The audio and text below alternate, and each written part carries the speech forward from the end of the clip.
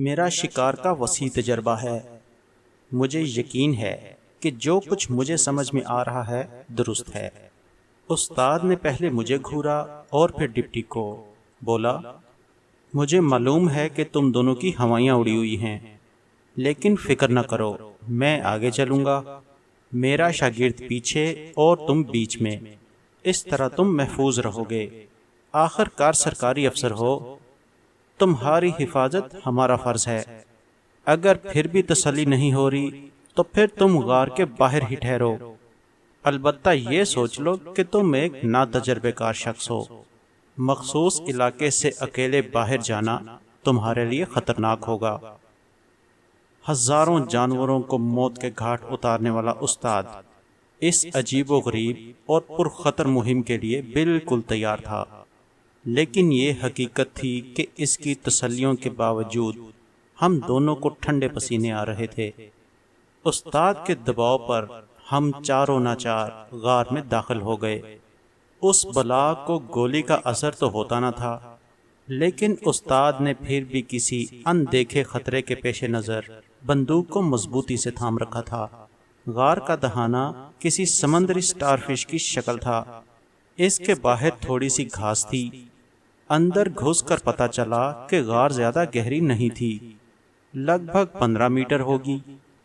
اس کی چوڑائی 7 میٹر اور اونچائی 5 میٹر تھی۔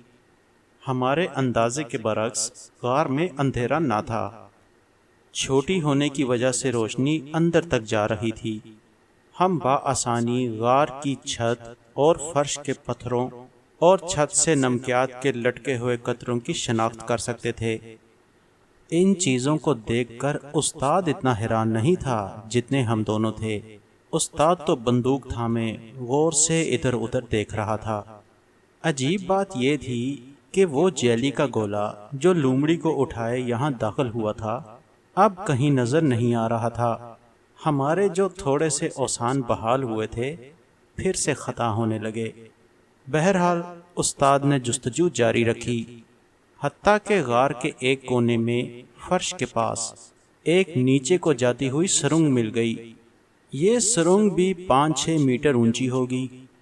اکثر ایسا ہوتا ہے کہ پانی گزرنے کی وجہ سے ایک غار سے دوسری غار تک کا راستہ بن جاتا ہے۔ رائے، اب کہیں تم اس سرنگ کے اندر جانے کے بارے میں تو نہیں سوچ رہے؟ اندر گھپ اندھیرا ہوگا اور ہمارے پاس روشنی کا کوئی بندوبست نہیں۔ ڈپٹی کی آواز میں کپکپاہٹ تھی۔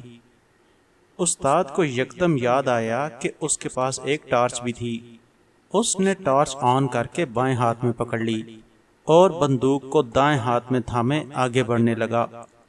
میری اور ڈپٹی کی جان نکلی جا رہی تھی، لیکن چاروں ناچار استاد کے پیچھے چلنا پڑا۔ سرنگ اتنی طویل نہ تھی جتنی ہم سمجھ رہے تھے۔ ایک موڑ کاٹنے کے بعد ابھی ہم کچھ میٹر ہی چلے تھے کہ اگلی غار آ گئی۔ پھر جو نظارہ ہم نے دیکھا، ہماری آنکھیں پھٹی کی پھٹی رہ گئیں۔ یہ ایک وسیع اور ریز غار تھی جس کی لمبائی 1 کلومیٹر اور اونچائی اور چوڑائی 20 میٹر ہوگی۔ اس غار میں اندھیرے کا نام و نشان نہ تھا، کیونکہ غار میں جگہ جگہ چھوٹے بڑے قدرتی سوراخ تھے جہاں سے روشنی چھن چھن کر آ رہی تھی۔ روشنی کہیں مدھم تھی اور کہیں تیز۔ اس قدر بڑی غار میں روشنی کی سفید لکیروں سے ایک عجیب سا پراسرار ماحول بن رہا تھا۔ باہر کی روشنی کے بعد جب اس روشنی میں آنکھیں دیکھنے کے قابل ہوئیں تو ہماری آنکھوں کے سامنے ایک ناقابل بیان منظر تھا۔ غار کے فرش پر چھوٹے بڑے سائز کے ان گنت گوند کے ٹکڑے قطار میں پڑے ہوئے تھے۔ ان سب نے اپنے اندر کچھ سمویا ہوا تھا۔ رائے، میں کہہ رہا تھا نا کہ یہ بھوتوں کی ہماج گاہ ہے۔ ڈپٹی اب روحان سا ہو چکا تھا۔ گھبراہٹ کے مارے میرے دل کی دھڑکن بھی بے ترتیب ہو رہی تھی۔ اس ششدر کر دینے والے منظر سے مضبوط اعصاب والا استاد بھی گھبرا گیا۔ اس کے ہاتھ سے ٹارچ گر گئی اور اس نے دونوں ہاتھوں سے بندوق کو مضبوطی سے تھام لیا۔ ہم انتظار میں تھے کہ کس لمحے ہم پر حملہ ہو جائے۔ ان گوند کے ٹکڑوں نے ہمیں بھی کھا کر اپنے اندر جکڑ لینا تھا۔ ہم انتظار میں کھڑے رہے، لیکن ان میں سے کسی نے ہم پر کوئی توجہ نہ دی۔ ان کی طرف سے کوئی حرکت نہ ہوئی اور ویسے کے ویسے ہی ترتیب میں پڑے رہے۔ استاد بھی کچھ دیر ساکت پڑا رہا، پھر ہاتھ کے اشارے سے ہمیں اپنے پیچھے آنے کو کہا۔ دھیرے دھیرے گوند کے ٹکڑے صاف نظر آنا شروع ہو گئے۔ وہ اس گولے کی نسبت کہیں صاف تھے جس نے اس لومڑی کو ہڑپ کیا تھا۔ وہ شیشے کی طرح شفاف تھے اور ان کی سطح چمکدار اور ہموار تھی۔ کسی ایک پر بھی چھوٹا سا بھی دھبا نہ تھا۔ ہر ٹکڑے کے اندر ایک جانور سمایا ہوا تھا۔ وہ سب بے حس و حرکت تھے، لیکن سب کی آنکھیں کھلی ہوئی تھیں۔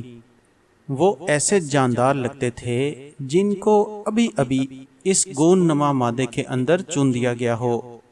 مجھ جیسے شخص جس کو ان گنت جانوروں کی پہچان تھی کو ورطہ حیرت میں ڈالنے والی بات یہ تھی کہ میں نے اس سے پہلے ان میں سے ایک بھی جانور نہیں دیکھا تھا۔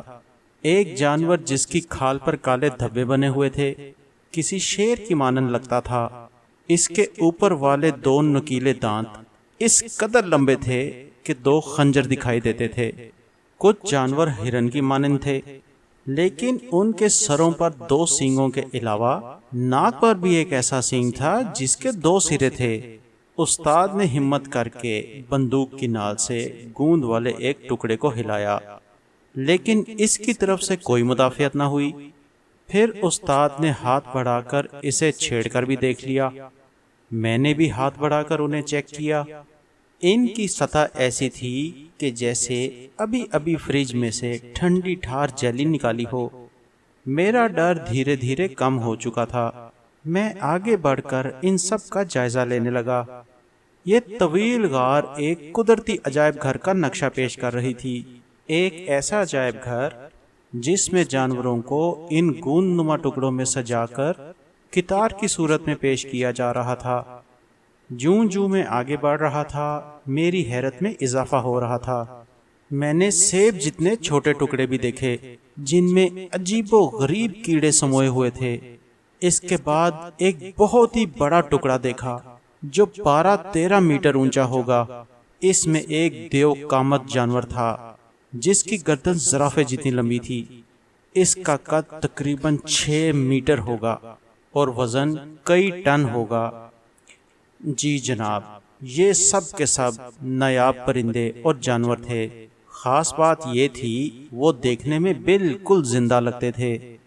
کھڑے کانوں کے ساتھ وہ ایسے بیٹھے ہوئے تھے کہ جیسے معمول کی زندگی بسر کر رہے ہوں۔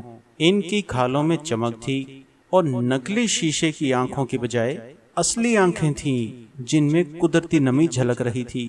حتیٰ کہ ناک کے نتنے اور منہ بھی کسی چیز سے بند نہیں کیے گئے تھے۔ استاد کے حنوط کیے گئے جانوروں کا ان سے کوئی مقابلہ نہ تھا۔ استاد رائے اور ڈپٹی نے بھی یہاں کے غیر معمولی چرند پرند کو پہچاننے کی کوشش شروع کر دی۔ ایک پرندہ جس کی گردن میں گلابی تھیلی لٹک رہی تھی، اس کو دیکھ کر استاد اچھل پڑا اور بولا، یہ پریری مرغ ہے۔ ہاں ہاں، یہ وہی ہے، میں نے اسے اپنے بچپن میں دیکھا ہوا ہے۔ پھر اس کی نسل ہی ختم ہو گئی۔ اس کے بعد اس کی نظر ایک بہت بڑے سینگ والے بکرے پر پڑی۔ اس بار بھی وہ تقریباً چلا اٹھا، یہ برڈ لینڈ کا بڑے سینگوں والا بکرا ہے، اس کو بھی میں نے تصویروں میں دیکھا ہوا ہے، پر اب یہ ناپید ہو چکا ہے۔ استاد کو اب ان میں بے پناہ کشش محسوس ہو رہی تھی۔ وہ ایک ایک جانور کو بغور دیکھ رہا تھا۔ ایک طرف اشارہ کرتے ہوئے بولا، یہ یقیناً بڑے بالوں والے گینڈے ہیں، اور یہ وہ مجہول قسم کے جانور ہیں جو اب معدوم ہو چکے ہیں۔ خدایا، یہ تو لگتا ہے کہ یہ کسی آثار قدیمہ کے ماہر نے پینٹ کیے ہیں۔ ابے یار، یہ تو حنوط شدہ جانوروں کا ایک عظیم الشان عجائب گھر ہے۔ ناپید جانوروں میں استاد ایسا محو ہوا کہ اسے ہماری پرواہ ہی نہ رہی۔ وہ آگے بڑھتا جا رہا تھا کہ یکدم سامنے سے کسی چیز کے رگڑنے کی پراسرار آواز آئی۔ ہم ٹھٹک گئے اور استاد نے بندوق سیدھی کر لی۔